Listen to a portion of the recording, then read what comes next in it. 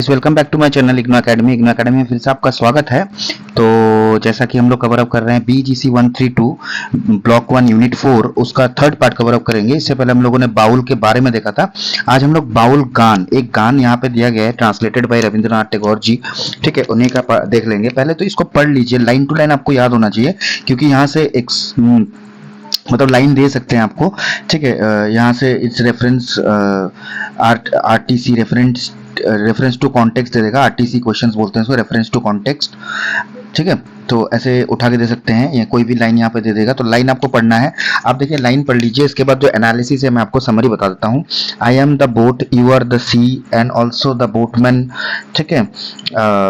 Though you never make the shore, though you let me sink, why should I be foolish and afraid, ठीक है। ये सब line पढ़ लीजिएगा, खुद थोड़ा सा पढ़ लीजिएगा लाइन, ठीक है। अगर मैं लाइन वन बाय वन पढ़ने जाऊंगा तो काफी टाइम लग जाएगा, है ना। तो देखिए यहाँ पे एनालिसिस क्या किया गया है। यहाँ पे जो लाइन यहाँ पे कहा गया है, ठीक है, कि कंफर्म किया गया। यहाँ पे मतलब कहा जा रहा है कि देखिए भगवान से एक तालमेल की बात की गई है यहाँ पे, क्योंकि हम जानते हैं बाउल जो है एक डिवोशन टू गॉड है, और गॉड के साथ मतलब एक बातचीत करते हैं हम लोग, है ना। मतलब क्या बोलते हैं, जिसको बोलते हैं कि भक्त और भगवान का एक कन्वर्सेशन होता है, ठीक है ना। यहाँ पे बोला गया कि देखिए आपके पास सब कुछ पावर है। भगवान को कहा गया कि आप ही बोटमैन है, आप ही नदी है, मतलब पावर जो है आपके पास में। हम तो एक साधारण सा बोट है, ठीक है। हम तो जैसे आप चलाना चाहेंगे वैसा चलेगा बोट, जैसे बिना आपके, जैसे कि बोट क्या होता है, अगर नदी में आप छोड़ दो तो नदी के फ्लो से, ठीक है, और जो चप्पू से चलाने वाले जो आदमी होते हैं वही चलाता है, ठीक है। तो बोटमैन जो होता है वही चला के ले जाएगा, ठीक है। तो बोटमैन आप हैं, भगवान जो होते हैं बोटमैन होते हैं। हम तो जैसे भी चला, ये फ्लो है, लाइफ की जो फ्लो है चलती रह रही है, ठीक है। और आप, मैं जो हूँ बोट की तरह हूँ। आप जिस दिशा में लेके जाएंगे, जैसे लेके जाएंगे, जिस तरफ स्टीयरिंग करना चाहेंगे, जैसे चलाना चाहेंगे वैसे हमको चलना पड़ेगा। हम, ये सब कहा गया है, ठीक है। तो यहाँ पे बोला गया, It is often said that neither the flute nor the harmonium knows how to make music, it is the player। तो यहाँ पे एक चीज और भी कहा गया कि फ्लूट को भी नहीं मालूम, हारमोनियम को नहीं मालूम कि म्यूजिक कैसे बनानी होती है, ठीक है, क्या म्यूजिक बनेगा, ठीक है। वैसे तो ऑटोमेटिक तो म्यूजिक, हाँ म्यूजिक के यंत्र हैं, पर ऑटोमेटिक तो बना नहीं सकती। तो इसके क्रिएटर कौन होते हैं, जो आदमी बजाता है। तो भगवान को यहाँ पे वो भी कहा गया कि क्रिएटर आप है।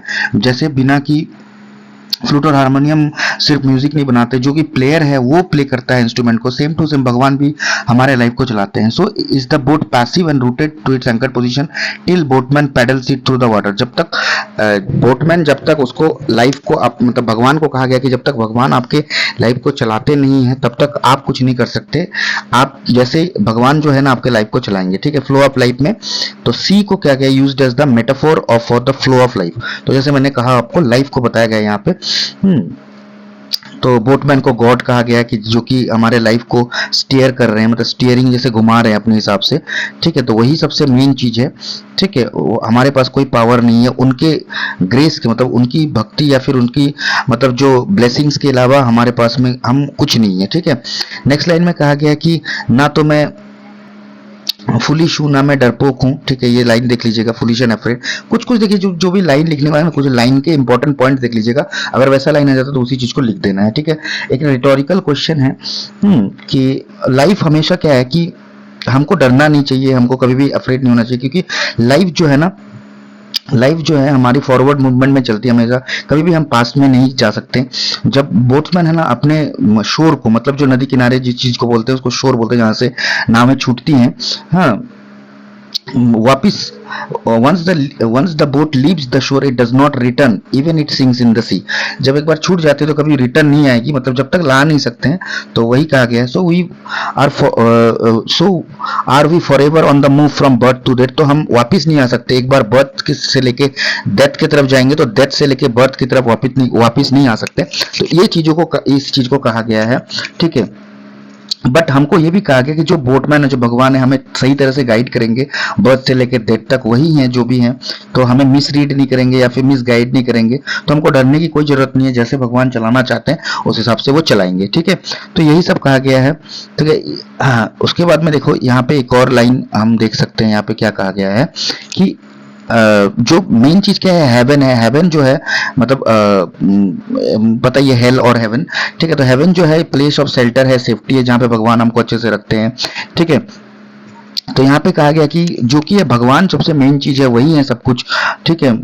जो भी सोर्स ऑफ लाइट वो है, बर्थ से लेकर डेथ तक वही देखेंगे, जैसे चलाना चाहते हैं वहां चलाएंगे। तो पता ही चल जा रहा है आपको तो इस पोएम से क्या कहा जा रहा है। The metaphor used here is that of the waves and the sea. The waves are a part of the ocean and are distinct from the sea, but after their ebb and fall, they became one with ocean. Hence, the singer says he lives in the ocean of grace, the Lord, and will content so long as the Lord abides by him or her. अब यहाँ पे देखो basically आपको कहा क्या कहा गया है। यहाँ पे कहा गया कि जैसे देखो, अगर आप देखते हो समुद्र में जो उसकी जो वेव्स होती हैं, ठीक है, वेव्स जो होती हैं वो उठती हैं, मतलब एक बार जिसको बोलते हैं लहर आती है लहर जाती है। तो ये चीज है ना भगवान का पूरा, मतलब बोला जाए तो भगवान है ना अपने लाइफ में ऊपर चढ़ाव करते रहते हैं उसकी तरह, ठीक है। पर उनके जो आशीर्वाद को लेना है हमने, उनके प्रति भक्ति दिखानी है हमने, ठीक है। तो उस हिसाब से क्या होगा, भगवान भी हमारे को अच्छे से रखेंगे, और क्या है कि कभी भी हमारा हाथ नहीं छोड़ेंगे, ठीक है। तो देखो, only never leave me in other hands, ठीक है, कभी भी छोड़ेंगे नहीं, और भक्ति भाव से रहना है, ठीक है। ऊपर नीचे तो आएंगी लाइफ में बहुत कुछ, जैसे आती रहती हैं समुद्रों में, ठीक है, तो वेव्स आती रहती हैं, तो उस तरफ से आती रहेंगी, पर हमें हाथ नहीं छोड़ना है भगवान का, भगवान भी हमारा हाथ नहीं छोड़ेंगे, भक्ति रखनी है और अच्छे से रहना है, ठीक है। तो यही कहा गया है यहाँ पे, बस इसको मर्ज अप कर लीजिएगा, छोटा सा समरी लिख लीजिएगा तो आपके प्रैक्टिस में रह जाएगा चीज। तो यहाँ से कुछ भी क्वेश्चन आते हैं तो कुछ भी लाइन यहाँ पे देते हैं तो आप पूरा ही लिख दीजिएगा झटाक से, ठीक है, एकदम परफेक्ट से, ऊपर से नीचे तक जो भी कहा गया इस पोएम में, या फिर जो मैंने जो समझाया उस चीज को लिख दीजिएगा तो आपको मार्क्स आ जाएंगे, ठीक है। तो मिलते हैं अगले पार्ट में, क्योंकि वीडियो बहुत ज्यादा बड़ा हो जाएगा, काफी बड़ा चैप्टर है तो वीडियो बड़ा हो जाएगा, इसलिए पार्ट बाय पार्ट में कवर अप कर रहे हैं।